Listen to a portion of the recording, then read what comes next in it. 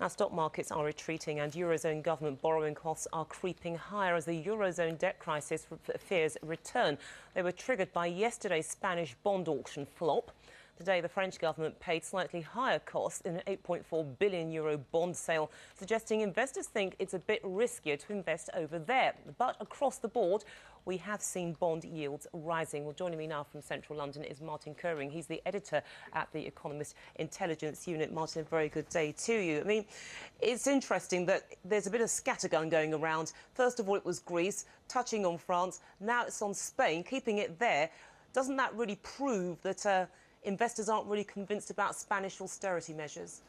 Well, that's one reason, but there's also the systemic failure, really, of the Eurozone to tackle this problem correctly. Because if we look at Spain, unemployment is 23%, so and unemployment of youth unemployment is around 50%. So unemployment is one of the key reasons. So they're tackling that with structural measures. So, for example, reducing unemployment benefits and these kind of things. So these things are positive, but they don't have an immediate effect. It takes many years. For example, in Germany, it took several years, really, to have low unemployment as they have now. So it's really about stimulating growth. And the Eurozone hasn't tackled three key issues. First of all, the firewall around countries such as Spain, which basically has low public debt, or only around 66% of GDP. So they haven't really built a strong firewall, only right. 700 billion. But it's interesting, though, because, I mean, this whole point about the politicians perhaps not doing enough, do you feel that perhaps the ECB, they're taking the initiative and they're basically hinting, look, the quantitative easing, it can't continue, we've done our bit, it's now up to you, you're not really pulling your finger out on this?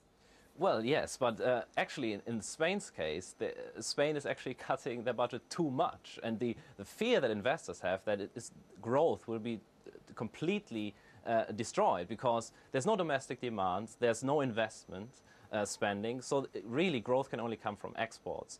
And for that, other countries such as Germany would have to do more to stimulate imports, for example, increasing wages and reducing taxes. But Germany is not currently doing enough.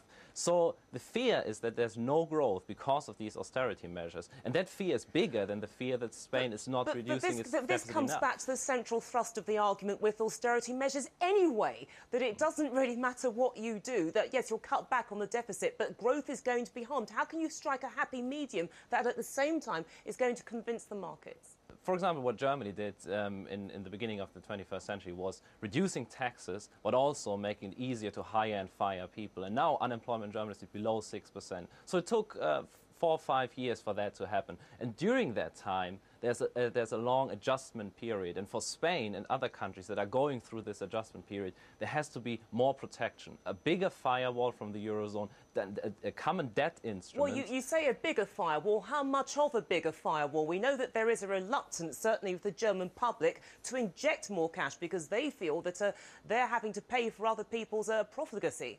Yes, exactly, but they will have to realize that Germany will, in the end, have to pay anyway. Whether they pay now for a higher firewall and increasing the European Central Bank's powers, or later on when their banking sector collapses, because the banking sector in Germany is very, very much exposed to Spain in particular and also to Italy. So in the end, German taxpayers will have to pay anyway, so they're better pay now to stop the crisis from spreading than later when they have to pick up the pieces. Martin, I'm going to have to jump in there, but thank you so much for joining us. Time, unfortunately, has gone against us, but the Eurozone back, it seems to haunt us for another day. Now,